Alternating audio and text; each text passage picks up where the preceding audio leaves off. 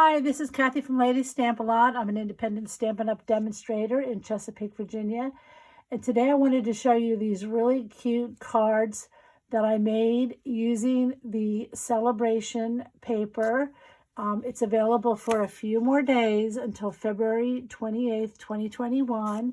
So both of these you can get, you can choose which one of these papers you would want with a $50 order. So if you've missed out on getting this paper, you have until the February 28th to purchase it with a $50 order. Now let me show you the cards really quick. They're made using the paper, and then this strip here is the back of this piece. So they're really quick and easy to make. I'm going to show you that after I show you the cards. I did use the tailored tag punch, and I stamped with the Seaside Notions, the happy birthday, and then I made another tailored tag punch for the mat behind it. So they're really simple. Again, I will show you at the end, but just let me go really quick through you and show you how pretty of a card they are, and it's really, really easy to make. Here I just added a little bit of ribbon. Here I added a little bow. Again, the one side is the front and the other side is the back. So it's really easy to make these cards. And I just think they're beautiful. At first I thought the paper was kind of overpowering, but I think with the smaller print over here, it really sort of tones it down and gives it, it's just a really, really pretty card. Now this one was called Paper Blooms, if you choose that for your free item.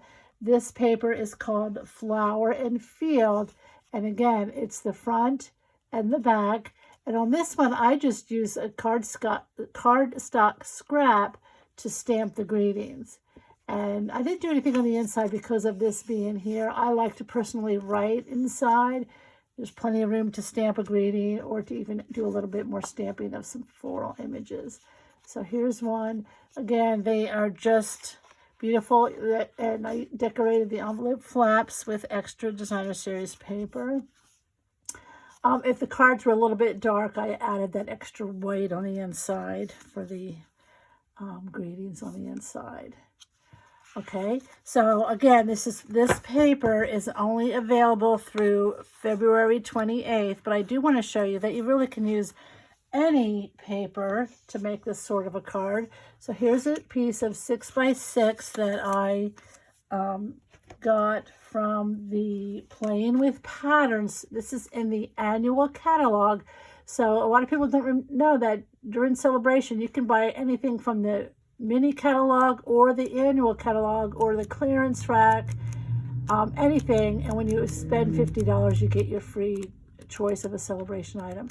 So this paper pack is in the annual catalog. It's 6x6, really bright and fun, and I chose this pattern because it has both navy blue or light of navy cardstock, so it'll pick up this little light of navy cardstock on the back when I make the card. So this is a regular card base, 5.5 by 8.5, and what I'm going to do is cut it down to 7.5. Now you could start with just cutting it to 7.5, but I have a lot of these bases pre-cut, so I'm just going to come over here on my paper trimmer to this side. Let me move it so you can see. I like to do it over here to this side, so I leave most of my paper on the platform. I come over to this 1-inch measurement over here, and I'm going to cut off 1 inch, so that makes it 7.5 now by 5.5, and then I'm going to score it at 4 1/4. So I'm going to be using this measurement over here, 4 1/4, and we don't want to cut, we want to score that, and I'm going to fold that, and that gives the smaller front and the space for the paper here. Now, let me just set that aside because I still need to cut the pattern paper. It needs to be 5 1/4 by 4. Now, I know when I make my card here that I want the stripes to be going this way, because if I do it this way, I'll only get like 1 or 2 of the colors. So this is what I'm going to do. So the card is going to be 5 1/4 by 4. So I'm going to slide this over to 4 inches. Wait a minute. Is that going to be right? Before I cut, I want to make sure. Yes. Okay. So 4. And then I'm going to turn it and go to 5 1/4. And these set aside, don't throw them away. There's lots of things you can do with the scraps. Now, what I need to do with this paper is put it back up the way I want it to be with the 4 by 5 1/4. And again, I'm going to come over here and just cut off 1 inch from this. And so this is the piece that I want to have go here. And then this I'm going to flip over and it's going to be on the front. You could obviously do it whichever way that you wanted, but I kind of decided I wanted the stripes over here. So this is going to be the front of my card. Let me get this out of the way and let's finish this up because we're almost done. So we're going to take my bone folder and press along the crease so that card stays down flat. And then the larger piece I'm going to glue on the front. Now you could use whatever adhesive you like, the snail, any kind of tape runner.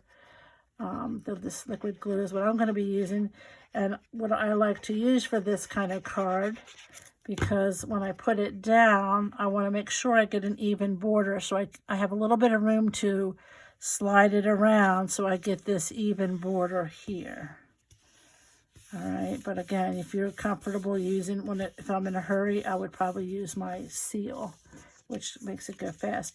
Now this one is going to kind of go under this flap, so we're going to open it up and just make your border here, here, and here be even.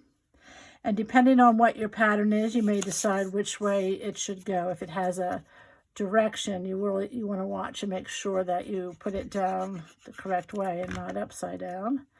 So again, because this is liquid glue, I can slide this from top to bottom and side to side and get that even border. So that's basically it. Now I took a scrap of the purple posy, and this purple posy is one of the in colors that is retiring at the end of April.